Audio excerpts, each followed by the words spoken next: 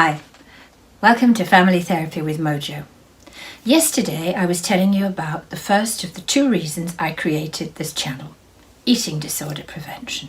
Today I'd like to tell you about the second reason, and that is helping women walk through fear, stress, anxiety and get back in the driving seat and get unstuck. A lot of older mothers of older teenagers, through no fault of their own, find themselves dealing with situations that nothing in their whole life has prepared them to do.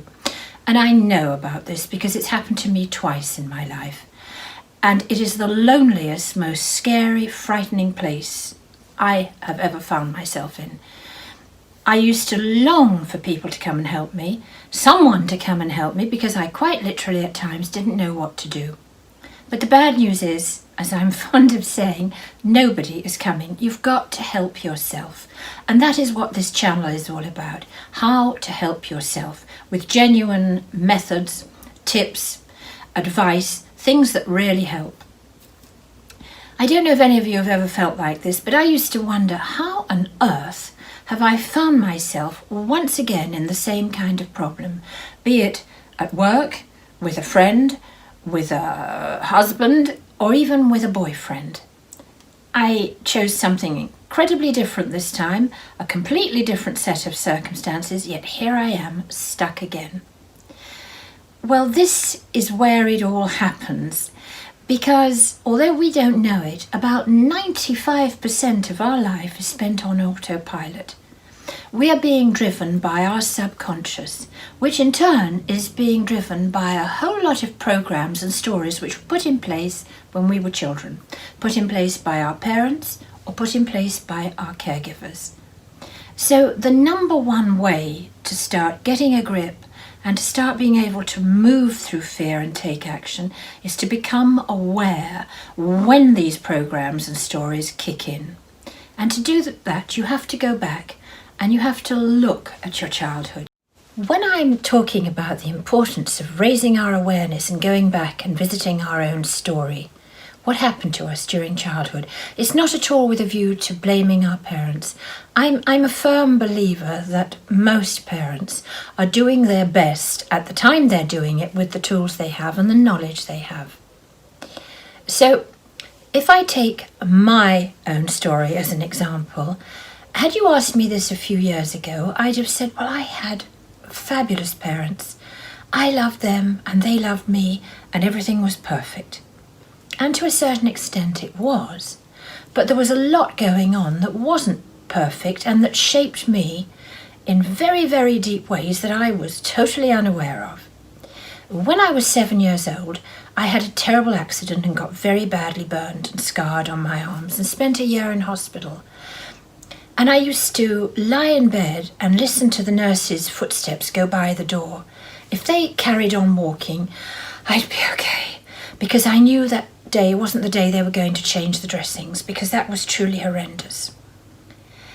Fast forward a few years, and my mother made a passing remark one day because she'd had trouble with my father that afternoon, and she said, you know, Daddy never used to drink until you had your accident.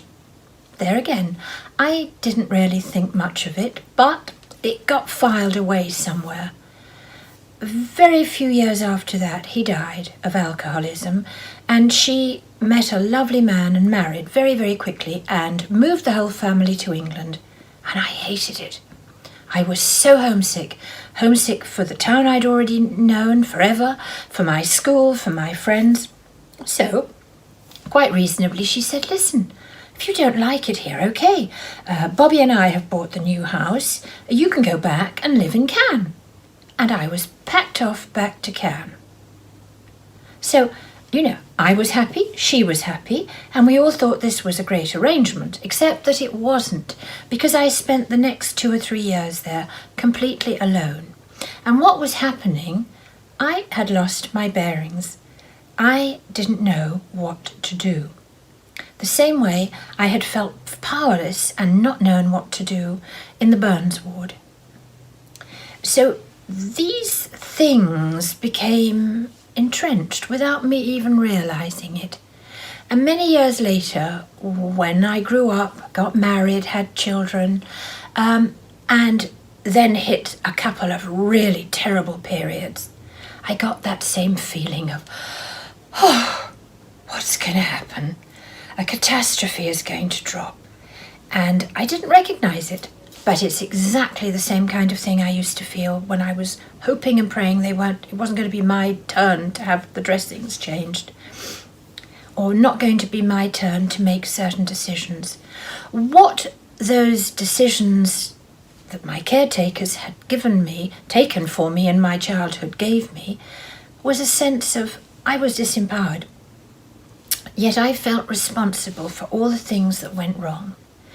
And now, after a lot of work, I can see how that has driven me. I can see how that has guided me. That's what has governed me, choosing certain friends, certain jobs, taking certain colleagues into my own office to work with me. That is very much part of why I keep on finding myself repeating the same mistakes and finding myself in the same situation. So that's my story. Yours might be something entirely different, but I bet you that if you go back and take a real look, you're going to find some reason why something happened and something wrote an old story, and you're still playing those parts, you're still playing that role, you're still acting that story out.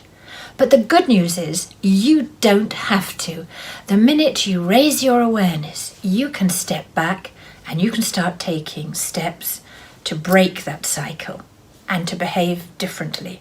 Because my life and your life is now a blank page. You can write what you want on it, but you've just got to realize that you can take back the power. So I hope this was of interest. If any of you can identify with any of this, I'd love to hear from you. All the links are below. Please let me know, and I try and answer everybody. Thank you, and thank you for listening. Bye-bye.